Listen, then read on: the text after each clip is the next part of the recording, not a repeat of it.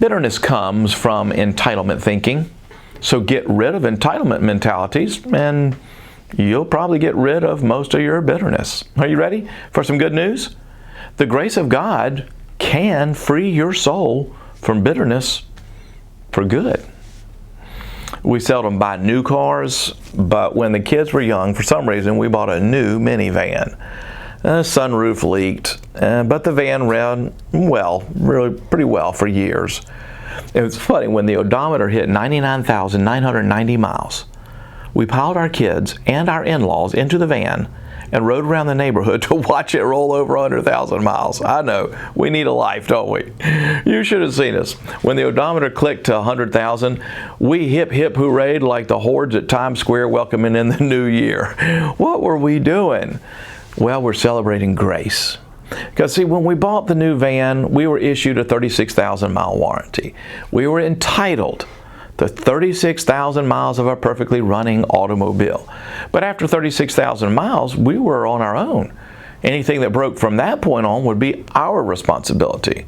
So I figured every good mile after the warranty expired was sort of a bonus mile, or better yet, just call it grace.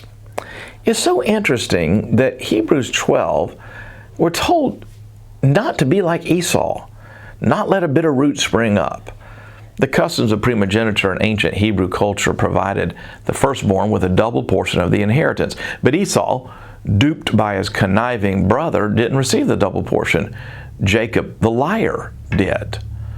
But we're supposed to not be like Esau. Esau became embittered in the deepest way. He wanted to kill Jacob. And that's what a bitter root will do to your soul. It will sprout into death of some sort. And most bitterness is born from entitlement mentalities. Entitlement thinking is a form of legalism. I pay so you will fulfill your end of the deal. I do something for you, you do something for me. Thus, I deserve the reward I get. And when I bought the minivan, I deserved 36,000 miles of free repairs.